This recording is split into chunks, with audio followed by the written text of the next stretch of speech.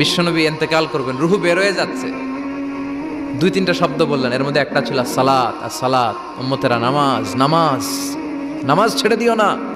আমা মালাকাত ঈমানুহুম। মানুষ ইন্তেকালের আগে শ্বাস বের হয়ে যাচ্ছে, রুহু চলে যাচ্ছে, ওই মুহূর্তে কি জরুরি কথা বলে নাকি ফালতু কথা বলে? সবচেয়ে জরুরি কথাটাই তখন সে বলে যায়, ঠিক কিনা? কথা বলেন। বিষ্ণু বলেছিলেন নামাজ। ওমরে ফারুক, ওনার কাছে আবু লুলু আল মাজুসি এক অগ্নি উপাসক এসে বিচার দিল, ইয়া ওমর আল ফারুক, আমার মনিবের নাম হচ্ছে মুগীরা ইবনে শুবা, সে প্রতিদিন 4 দিরহাম করে আমার কাছে চার্জ করে। এত টাকা চার্জ করে কেন? উনি জিজ্ঞেস করলেন, তুমি কি কাম পারো? আমি খঞ্জর বানাইতে পারি। খঞ্জর চিনেন? ছোট্ট ছুরি আরবরা পকেটে রাখে। ওমানের সুলতান কাবুসের ছবি দেখবেন, এখানে একটা খঞ্জর আছে। আমি খঞ্জর বানাইতে পারি। খঞ্জর বানাতে পারো? মদিনায় তো কেউ বানাতে পারে না, তুমি খঞ্জর বানাইতে পারো? তুমি তো অনেক টাকার মানুষ মিয়া, তোমার মনিব তো অল্প টাকায় চার্জ করছে, এটা দিতেই হবে। আবু লুলু কয়, ওমর তুমি সবার জন্য এত নরম, আমার জন্য গরম, তোমার আমি বুঝাবো। সে বাড়িতে যে একটা খঞ্জর বানালো, মাকবাদাতুহু ফি ওয়াসাতি, যে খঞ্জরের হ্যান্ডেল হচ্ছে মাঝখানে, দুই দিকে ধারালো ছুরি, এটা ধার দেয়। আর কয়, ওমর তোরে আমি বুঝাবো। প্রতিদিন ধার দেয়। সাইয়েদনা ওমরে ফারুক মসজিদে নববীর ইমাম, ওয়া কানু ইউসাল্লুনা বিগালাস, তখন ওনারা অন্ধকারে নামাজ পড়তেন আউয়াল ওয়াক্তে। আমরা তো দেরি করে পড়ি, সুন্নাহ অনুযায়ী আগে আগে পড়া ভালো। আপনি মসজিদুল হারামে গেলে দেখবেন যে কত আগে ফজর পড়ে, ফজরের 1-1.5 ঘন্টা পরে সূর্য ওঠে, ঠিক কিনা? তো সে একবার ছদ্মবেশে ফজরের সময় প্রথম কাতারে যে হাজির, আসলে কিন্তু মাজুসি, সূর্যের পূজা করে।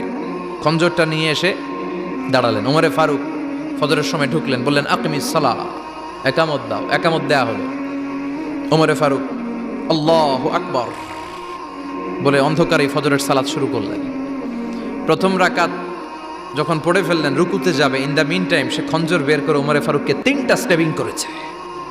একটা নাভিতে মারার সাথে সাথে নাভিটা কেটে গেল, আর একটা এই পাশে পাজরে, আর একটা পেটের মাঝখানে, পেটও কেটে গেল। ওমরে ফারুক বললেন, কাতালানি আল কালব, এক কুকুর আমারে মেরে ফেলেছে। ওমরে ফারুককে পিছনে নিয়ে যাওয়া হলো। আব্দুর রহমান ইবনে আউফকে টেনে ইমামতির জায়গায় নেওয়া হলো।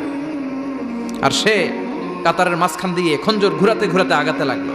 ওর খঞ্জরের আঘাতে 7 থেকে 8 জন সাহাবী স্পট ডেথ, জায়গায় শেষ। ওমরে ফারুক বেহুশ।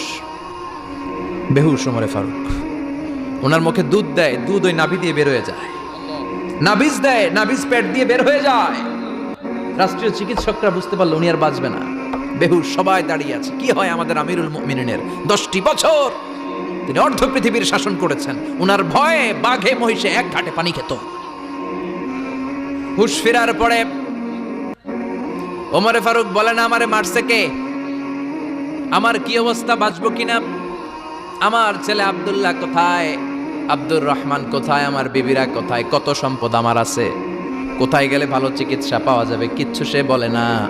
হুশ ফেরার পরে ওমরে ফারুকের প্রথম প্রশ্নটা ছিল, আসল্লান্নাস, আসল্লান্নাস, আমার দায়িত্বে, আমার নেতৃত্বে যে ফজরের একটা নামাজ শুরু হয়েছিল, এটা কি ঠিক মতো শেষ হয়েছিল?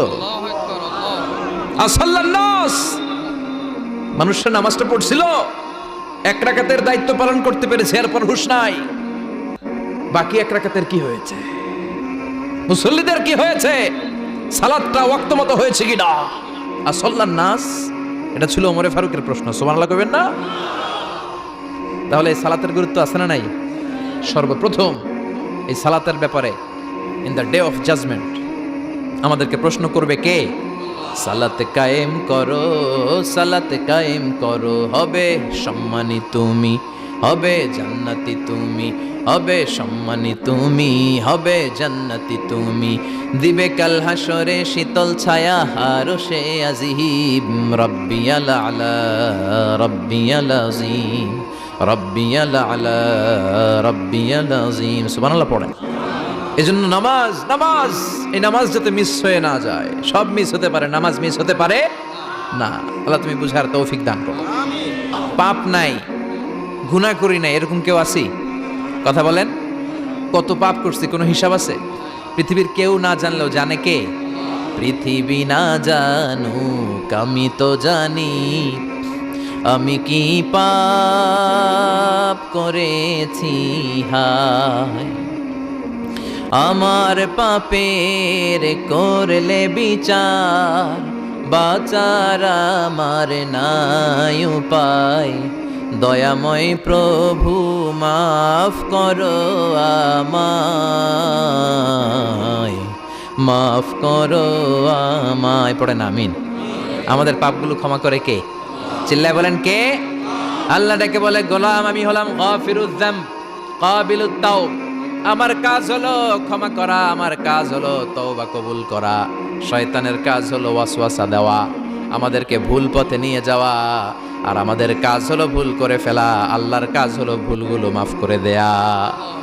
আল্লাহ ডেকে বলে, গোলাম তোরা যদি ভুল না করতি, তোরা যদি পাপ না করতি, তোরা যদি অন্যায় না করতি, তোদেরকে ধ্বংস করে দিয়ে এমন একটা জাতি আমি এই দুনিয়ার বুকে তৈরি করতাম যারা সকালবেলা ভুল করে দুপুরে মাফ চাইতো, দুপুরে ভুল করে রাত্রে মাফ চাইতো, আজকে ভুল করে আগামীকাল মাফ চাইতো। আর আমি আল্লাহ গুনাহগুলো তাদের সব ক্ষমা করে দিতাম। ক্ষমা করে দিতে আল্লাহর বড্ড ভালো লাগে। বান্দা আল্লাহর কাছে বারবার চাক, চোখের পানি ছাড়ুক, এটা আল্লাহ পছন্দ করে। চোখের পানির যে কত পাওয়ার আপনি কল্পনাই করতে পারবেন না। অনুশোচনার চোখের পানি চোখ বেয়ে নাকের ডগা পেয়ে জমিনে পড়ার আগেই আল্লাহ এই বান্দারে মাফ করে দেয়। বিশ্বনবী ডেকে বলে, ও আমার উম্মতেরা শোনো, আল্লাহর কাছে দুনিয়ার মানুষদের দুই ফোঁটা পানি সবচেয়ে প্রিয়। এক হলো জিহাদের ময়দানে রক্তের ফোঁটা, দুই হলো অনুতপ্ত বান্দার চোখের পানির ফোঁটা। কত ভুল আপনি করেছেন, কত অন্যায় আপনি করেছেন, কত পাপ আপনার হয়েছে, কত মিথ্যা আপনি বলেছেন, কয় ওয়াক্ত নামাজ ছেড়েছেন, কয় লাখ টাকা ঘুষ খেয়েছেন, কত যৌতুক আপনি খেয়েছেন, কত মিথ্যা আপনি বলেছেন। আপনার পাপ যত বড় হোক, যত বিশাল হোক, যত বেশি হোক, আল্লাহর দয়ার পরিসীমা তার চাইতেও বড়।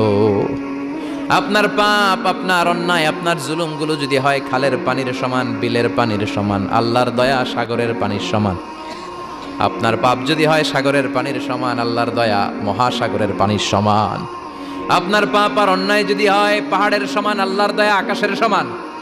আপনার পাপ যদি হয় আকাশের সমান, আল্লাহর দয়া আরশের সমান। এজন্য আল্লাহ বললেন, ইয়া আইয়ুহাল্লাযীনা আমানু তুবু ইলাল্লাহি তাওবাতান নাসুহা। ও আমার গোলাম, তুই তোর নিজেরে যত বেশি ভালোবাসিস তার চেয়েও আমি তোরে বেশি ভালোবাসি। তোর বাবা মা তোরে যত বেশি ভালোবাসে তার চেয়েও আমাদেরকে বেশি ভালোবাসে কে? আল্লাহ বললেন, ভালোবাসারে তৈরি করার পরে আমি 100 টুকরা করলাম। চিল্লায় বলেন কয় টুকরা? 99 টুকরা ভালোবাসা আমি আল্লাহ নিজের মধ্যে রেখে দিলাম। 1 টুকরা ভালোবাসা গোটা বিশ্বের সবার মধ্যে আমি ভাগ করে দিলাম। 1 টুকরা ভালোবাসা পেয়ে আমাদের অবস্থা দেখছেন? আল্লাহ যদি 1 টুকরা না দিয়ে আমাকে 30 টুকরা দিত, কথা কোন? 1 টুকরা না দিয়ে 80 টুকরা দিলে কি হইতো? এজন্য আল্লাহ ডেকে বললেন, গোলাম আমি যে তোদের কত ভালোবাসি তোর ধারণা নাই।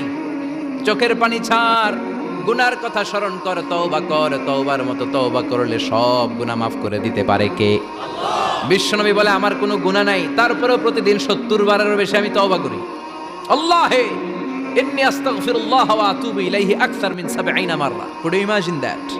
কল্পনা করছেন কোনদিন যে নবীর গুনাহ নাই, ওই নবী তওবা পড়ে প্রতিদিন 70 বার, আকসার 70 বারেরও বেশি। আমার পড়া দরকার কয়বার? আপনার পড়া দরকার কয়বার? বিশ্বনবী 70 বারের বেশি বলে আমাদের পড়া দরকার কয়বার? আর আমরা প্রতিদিন পড়ি কয়বার? কথা কন। আমাদের ভুল হবে, ভুল হতে সমস্যা নাই, ভুল হওয়াই মানুষের স্বভাব। কিন্তু ভুল হওয়ার পরে ভুলের উপর অটল থাকা যাবে না। শয়তান আর মানুষের মধ্যে এই মৌলিক পার্থক্য। শয়তান ভুল করে ভুলের উপরই আছে, ঠিক কি না? ক্ষমা চায় নাই, কিন্তু আমরা সকালে ভুল করলে দুপুরে মাপ চাই কার কাছে? 19 সালে ভুল করলে 20 সালে মাপ চাই কার কাছে? মৃত্যুর আগ পর্যন্ত আমরা ক্ষমা চাইলে ক্ষমা করে দিবে কে? সব সময় 24/7 তওবার দরজা খোলা, 2টা সময় ছাড়া। ভালো করে মনে রাখবেন, মুখস্থ ঠোঁটস্থ যেন থাকে। 2টার সময় তওবা কবুল হয় না। চিৎকার করে বলেন কয় সময়? এক হলো বাদাল গারগারা, গারগারানি যখন আসে, মালাকুল মাউত যখন চলে আসে, মালাকুল মাউতরে যখন দেখে ফেলবেন তখন তওবা কবুল হবে নাকি? কথা কন।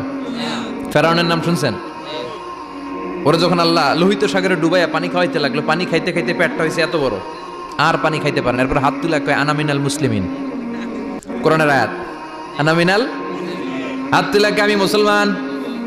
ফেরাউন নাই বলে মুসলমান, আমরা যাবো কই? কথা কহ। ফেরাউন হাত তুলে কয় আনা মিনাল মুসলিমিন। আল্লাহ কয় টাইম ইজ আপ, দেরি করছস, অনেক সময় দিলাম, অনেক সুস্থ রেখেছি, ক্ষমতা দিয়েছি, দাপট দিয়েছি। তখন যদি ঘাটটা নত করে, মাথাটা নত করে একবার ক্ষমা চাইতি, ফেরাউন তোরেও ক্ষমা করে দিতাম। কিন্তু সময় শেষ হওয়ার পরে আমি মুসলমানদের অন্তর্ভুক্ত বললে কোনো লাভ হবে নাকি? আল্লাহ বলল সময় নাই, সময় শেষ। কারণ মুসা আলাইহিস সালামের চাচাতো ভাই অনেক দাওয়াত দিল, জাকাত দে। কারণ জাকাত দিব না, এই সম্পদ আমি কামাইছি, আল্লাহ দেয় নাই। মুসা আলাইহিস সালাম বললেন তাহলে আযাবের অপেক্ষা কর। আযাব চলে আসলো। আল্লাহ বললেন মুসা সেফ জোনে যাও, সরো, এখনই আযাব। ফাখাসাফনা বিহি ওয়া বিদারিহিল আরদ, পুরো ফাইয়ুমের জমিনটার আল্লাহ কাঁপিয়ে দিলেন, আর কারুনকে সহ পুরো সম্পত্তি তার জামিনের ভিতরে দাবিয়ে দিলেন। হাঁটু পর্যন্ত কারুন দেবে যায়, ভাবছে উঠে যাবে। কোমর পর্যন্ত দেবে যায়, ভাবছে উঠে যাবে। গলা পর্যন্ত যখন দেবে যায় আর সুযোগ নাই। কয় মুসা আমার সব সম্পত্তি তোরে আর তোর আল্লাহরে দিয়ে দিলাম, আমারে বাঁচা, আমারে সব সম্পত্তি তোর আর তোর আল্লাহর, আমারে খালি বাঁচা, চাচা আপন প্রাণ। আল্লাহ বলে সময় শেষ। তার মানে বাদাল গারগারা তবা কিন্তু আর কবুল হয়। এই হলো একটা। নাম্বার 2, বাদা তুলুই শামসি মিন মাগরিবিহা, প্রতিদিন চাঁদোলাতে সূর্য কোন দিক দিয়ে ওঠে? কথা কয় না? পূর্ব দিকে। কিয়ামতের আগ দিয়ে সূর্য আর পূর্ব দিকে উঠবে না, পশ্চিম দিক থেকে উঠবে। যেদিন প্রভাতে পশ্চিম দিক থেকে সূর্য উঠবে, ওই দিন থেকে তওবার দরজাটারে বন্ধ করে দিবে কে? আল্লাহ।